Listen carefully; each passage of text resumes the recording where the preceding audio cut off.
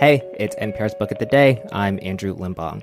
The American pull out of Afghanistan and the type of power the Taliban wielded after, there are these two big stories that don't take up much oxygen in the daily news cycle these days. They get trotted out every time someone wants to score a political point, but at least I haven't seen much reporting about the people affected by the pullout. But we've got two books for you today that zoom in on certain aspects and give you a greater understanding of what exactly went down and where things are right now. In a bit, we'll hear from a woman who grew up under Taliban rule. But first, Here Now Scott Tong spoke with journalist and author Mitchell Zuckoff about his book, The Secret Gate, which focuses on these two people, an Afghan mother and a young diplomat, and details how their lives intersected in really spectacular ways on the day of the American withdrawal from Afghanistan. This message comes from NPR sponsor Teladoc Health. Discover a whole new way to manage your overall health, both body and mind, with Primary 360 from Teladoc Health. It's primary care reimagined. You'll have access to board-certified doctors, a dedicated care team, health devices provided at no cost, and in-person care when needed. You'll also receive a personalized care plan to reach new levels of health. Experience it now at teladochealth.com/360. This message comes from NPR sponsor Osea. Give your body the care it deserves with Osea's best-selling Undaria algae body oil. Get 10% off your first order at OseaMalibu.com with code GLOW, plus free shipping on orders over $60. When Afghanistan fell to the Taliban in the summer of 2021, it happened quickly. So American troops and officials scrambled to evacuate more than 100,000 people, U.S. citizens, allies, persons threatened by the Taliban. You might recall seeing TV footage of Kabul airport, tens of thousands of mostly Afghans desperately trying to squeeze through the gates to fly out. Well, there's a new book out centering on an Afghan mother, a women's rights activist, and a young American diplomat in Kabul. Their lives would intersect at the chaotic airport. The title of the book is The Secret Gate by Mitchell Zuckoff. He's an author and journalism professor at Boston University. Mitch Zuckoff, very good to have you. Thank you, Scott. So a lot of Americans have seen the footage of the chaotic American pullout of Kabul airport. The political finger-pointing continues down here in Washington. What made you want to tell the human side of this story, these two human lives? I thought that was the best way to sort of help us understand what exactly was happening on the ground. We can talk about the 124,000 people rescued, but until you get to know Sam Aronson, one young American diplomat who volunteers for this duty, and Homeira Qaderi, this remarkable human rights and women's rights advocate and author, you won't really be able to attach yourself to the people and the chaos.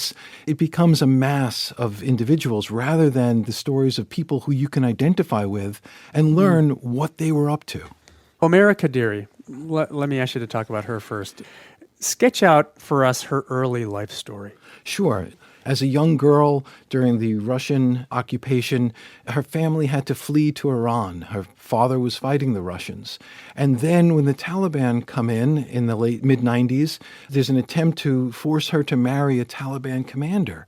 And then she goes into a marriage that she hopes is going to be successful. She has a child, and her husband decides he's going to take a second wife. And over this time, she embodies everything that we hoped for Afghan women. She's become educated. She's become independent. And so she stands up for herself against her husband and says no, she won't allow him to take a second wife. And he summarily divorces her and takes her child from her and tells him, Siavash is the boy's name, that his mother is dead. And she fights to get him back. She regains custody. And now it's August of 2021. She's a leading women's rights advocate and author. And she's going to spend her life in Afghanistan, she hopes, advocating for other women. And picking up from there, as you say, that the Taliban are returning to power in the summer of 2021. For Homeira, what are the choices before her? I mean, what does it mean to stay? What does it mean to go? To stay means to expose herself likely to death. There was a list that was formed by non-governmental organizations of women at risk, and it ended up having more than 3,000 names, and she was one of the first 20 names on this list. That's how big the target was on her back. But leaving meant leaving behind her family, her elderly parents. She was a public figure, a success. And so she was hesitant to leave, but she knew staying very likely meant death. So in the middle of this chaos, Homeira ends up at Kabul airport, where she crosses paths with the other main character in your book, Sam Aronson, young American Foreign Service officer. How does he get to Afghanistan in the first place? So Sam is home on leave after 2 years in Nigeria. He's a young junior diplomat, and he had an unusual background. He had been a bodyguard for the State Department in a kind of brief earlier career. And so he puts his hand up and says, I see the chaos. What you described earlier, Scott, of what was happening at the airport. They need me. I can help there. And so the State Department, he doesn't tell his parents he's going. His wife says, just make me 3 promises. You won't leave the airport, you won't do anything unnecessarily dangerous, and you won't be a hero. And of course, in short order, he's going to break all these promises. Yeah, he ticks all those boxes in your book. Yeah, because he gets there and he realizes there's no way they can process the tens of thousands of people fast enough to get them out in time for the deadline of America's last wheels-up plane leaving the airport. And then he realizes, well, I keep getting shifting orders. One day I can allow certain people in with extended families or who've sought a special immigrant visa. Next day I can't. And while he's there, while all this is happening, he has this really a crisis of conscience where he says, I can't keep doing this their way. Their way, you mean the government way, the State Department rules? Yes. I mean, the bureaucratic rules that are coming from Washington are really completely divorced from the real situation on the ground. And so he's finding himself tearing apart extended families, literally ripping them apart at Abbey Gate or at North Gate or at East Gate. And it's tearing him apart. Speaking of gate, let's talk about The Secret Gate, the title of your book. What is that gate and how in the end did Sam Aronson end up using that gate? The CIA and the Delta forces and some Afghan army officers realized that the main gates are so overrun, they're not going to be able to use them to bring in at-risk Afghans, American citizens, green card holders, intelligence assets. And so they open up this secret gate at the far western edge of the airport down an unused service road that leads through a no man's land to a break in the wall. And from that point, they can bring in people with pretty high regularity because nobody realizes this is a place that they might be able to gain entry to the airport. And Sam is sent to this gate one morning to try to help bring in some Afghans who worked at the U.S. Embassy who were certainly going to face retribution by the Taliban.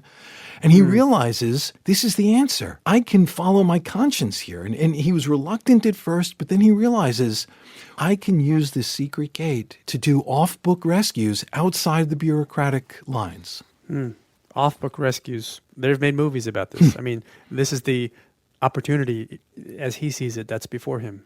Or perhaps the thing I have to do. Exactly. And he realizes he's going to break those promises he made to his wife. He's going to put his life and his career at risk. But at that point, he just knows he has to do what's right. So eventually, tell us what happens between Sam and Homeira. This is the last day of the U.S. evacuation, yeah? Sure. Networks formed all over the world trying to reach people who were inside the airport to tell them about someone they had to save. And a network did form around Homeira. Somehow, through a series of fortuitous events, an email reached Sam saying, there's this woman. And Sam was like, I can't, it's too late. But it's preying on him, and he calls back the contact and says, just give me her number. And he tells Homeira, if you can come tonight and follow my instructions and get to this transit point outside the airport, I will find a way to get you. And in the end, he finds her. I mean, how does he recognize her? How does that go?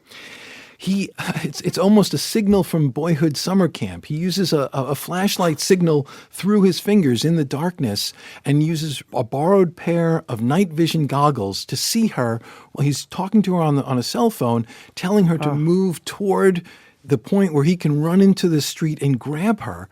There's gunfire going off, Afghan army officers, and he has to throw himself into the mix of this to grab Homeira, her son Siavash, and she's a hero too. She insists on bringing her younger brother. She insists on bringing her laptop where her stories and her life is. And so they connect outside the gate, and he brings in Siavash, her son, and then Homeira and her brothers Jaber. So where are they now? Sam is back in Washington. He has ultimately left the State Department. He grew disillusioned after this. Homeira is here, actually, in Greater Boston. She's doing a fellowship at Harvard. She's a brilliant woman. And Siavash is thriving in school and playing soccer, and it's a wonderful outcome. And finally, Mitch, I mean, just what a great story and beautiful writing. What do you take away from this project? What lessons do you learn yourself? It's a lesson we've all heard before, but I think it bears repeating, that one person who's willing to take a risk and make sacrifices can make a difference even when systems fail. Sam proved that. Homeira has proven that. And so the power of one person to do the right thing for the right reasons is unstoppable. The book is The Secret Gate, a true story of courage and sacrifice during the collapse of Afghanistan. And the author is Mitchell Zuckoff. Mitch, thanks so much for the time. Thank you, Scott.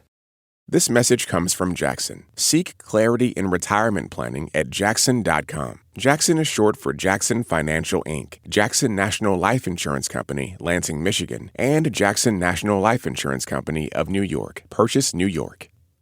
This message comes from NPR sponsor Mint Mobile. From the gas pump to the grocery store, inflation is everywhere. So Mint Mobile is offering premium wireless starting at just $15 a month. To get your new phone plan for just $15, go to mintmobile.com/switch. This next interview is from a few months ago on the second anniversary of the Taliban takeover in Afghanistan. It's between Deepa Fernandes and Sola Mahfouz and Malaina Kapoor, co-authors of the book Defiant Dreams. It's about how Sola grew up under the Taliban, and pay attention to the words she uses to describe being a woman under the Taliban. Like, instead of using words like scared or angry, she calls it a numbness and a purposelessness of life. Today marks the second anniversary of the Taliban takeover in Afghanistan. American troops withdrew from the country in the following days. Many Afghans living in the US are taking stock of what happened to them and their relatives during those chaotic August weeks.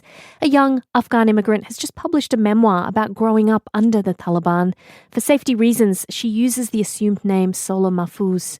In her new book, Defiant Dreams, Mahfouz describes her life in Afghanistan during the American occupation and how, in spite of relative freedom for women during that time in large cities like Kabul, she struggled to get an education and was confined to a compound where she lived in Kandahar.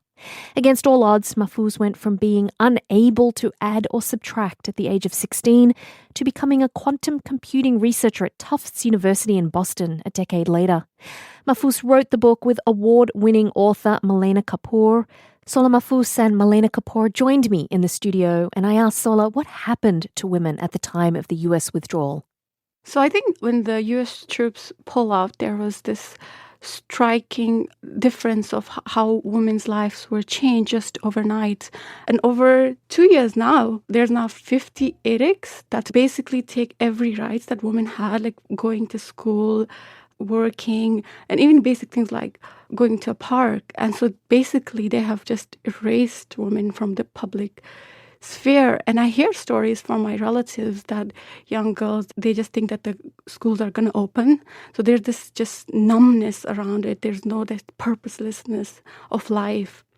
I mean, it's something I'm sure you feel deeply, because in reading your book, it seems like when you were not allowed to go to school, when you were confined to your compound in Kandahar as a teen, that you hit a mental health crisis. And we're hearing that girls and women might be suffering. Do you think that we really understand the depths of what they're living?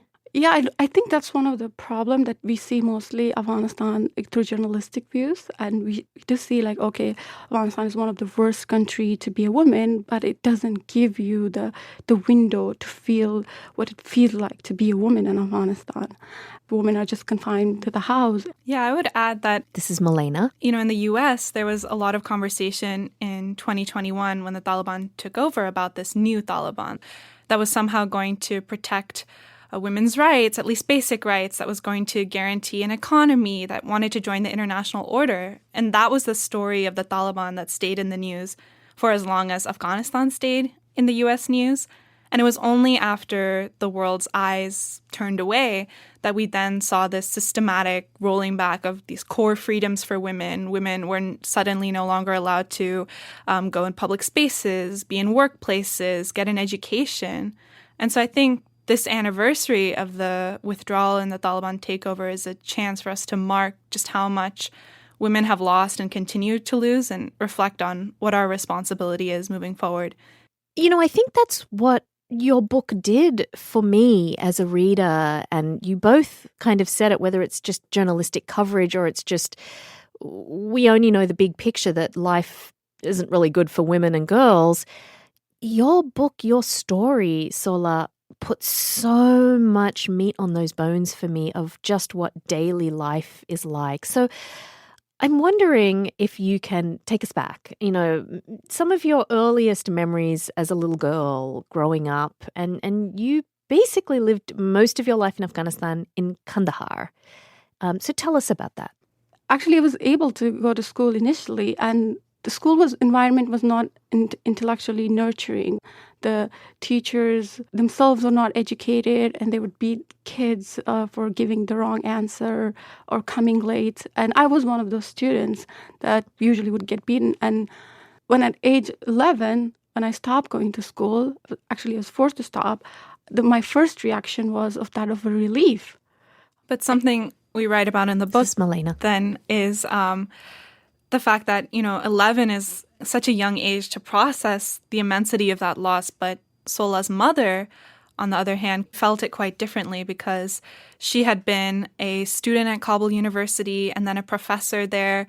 She had been able to wear what she wanted, study what she wanted, but now she was watching as her own daughter couldn't even finish an elementary school education. And I think that's a strong theme in the book, that idea that history is moving backwards in Afghanistan, and there are mothers who have experienced more freedoms than their daughters ever will. And to be clear, Sola, you were a child. You were raised in a world where the United States was in Afghanistan, was occupying Afghanistan, and made us all think to a degree, well, things are so much better for women and girls with the US there. And your story really showed me that was so not true, because you essentially had Taliban come to your door and threaten your father with throwing acid in your face if you kept going to school. So you stopped. And then what happened? What did you do when you stopped going to school?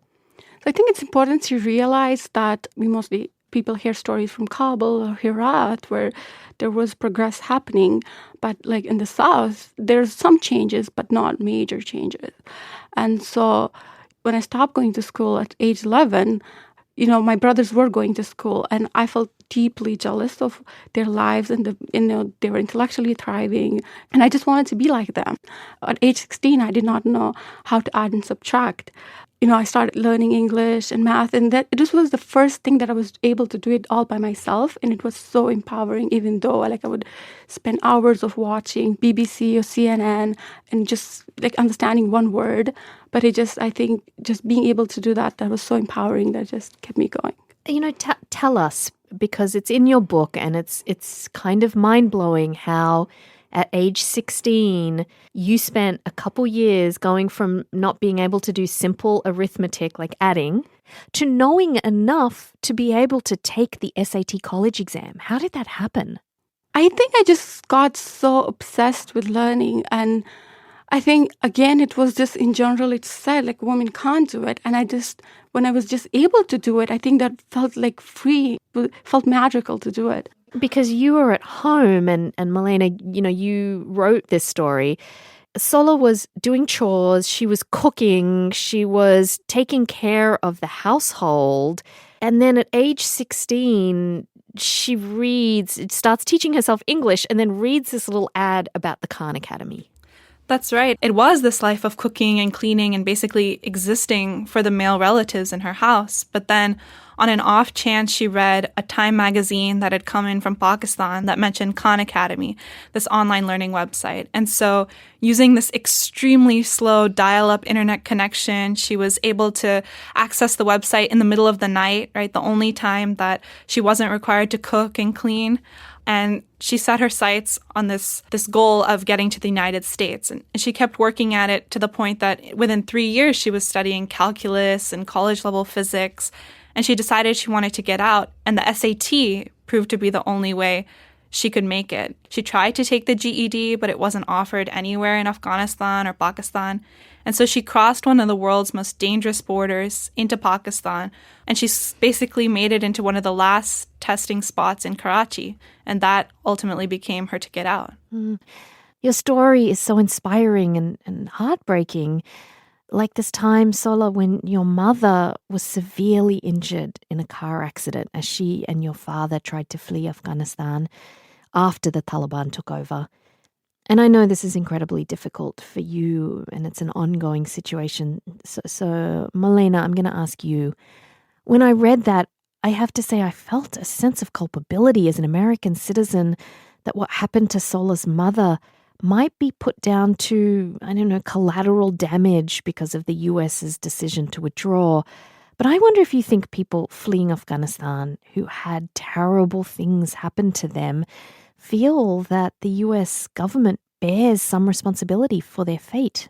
I think it's a difficult and complicated question to talk about what governments have responsibilities, but the reality that we try to capture is just the fact that so many Afghans had to watch their own families fight and get hurt and face death and injury at the same time as they were watching their country fall apart. And I can't imagine what that double tragedy must have been like. I wonder what you think needs to happen, Sola. My last question was clearly so upsetting and hard, and I'm just sorry. No, that's the reality that we Afghans are living. So I think one of the reasons that I wanted to tell the story is, what Afghan women go through to get an education, both inside and outside of Afghanistan. Recently, I heard a story of a young woman who got Fulbright scholarship, but then she was denied visa to the U.S. to come to the U.S. And in my stories too, I educated myself somehow. I took the SAT, I got accepted to universities, but then, when I went to that embassy in Kabul, the visa officer just told me he didn't think that I'm going to the U.S. all the way just to get an education. He dismissed you just like that. Yeah, it just felt like as an Afghan, okay, you're just desperate to emigrate. And that's all he saw. So I think one of the most important things is to shatter this narrow view that the world sees Afghans through. It feels very hopeless. Do you have hope for your country? I feel like there's a lot of young women that I see, they're still trying to educate themselves, going secretly to schools, online education. And then they just say, as long as we breathe, we were going to study. And I think that would lead eventually to something. I don't think history will just stay stuck in this one place. I want to thank you, Sola Mahfouz and Malaina Kapoor, for coming by our studios today at WBUR. Thank you so much. Thank you. Thank you. And their book is called Defiant Dreams. Sola Mahfouz and Malaina Kapoor are the authors. That's it for this week on NPR's Book of the Day. Let us know what you think. You can write to us at bookoftheday@npr.org. I'm Andrew Limbong. The podcast is produced by Isabella Gomez Sarmiento and edited by Megan Sullivan. Our founding editor is Petra Mayer. The show elements for this week were produced and edited by Emiko Tamagawa, Todd Munt, Lynn Arditi, Hiba Ahmad, Hadil Al-Shalchi, Rina Advani, Monsi Kurana, and Adeline Sear. Beth Donovan is our managing editor. Thanks for listening.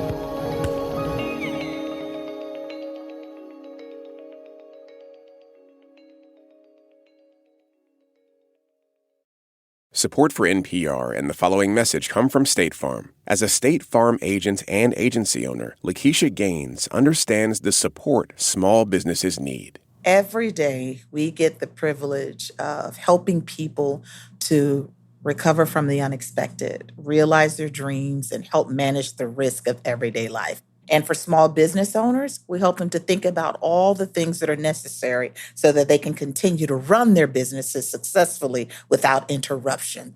As a business owner myself, I first reflect back to the experiences that I have. So we look at their liability, we look at their retirement, we look at the interruption coverage, everything that they need in order to continue to operate efficiently. Talk to your local agent about small business insurance from State Farm. Like a good neighbor, State Farm is there.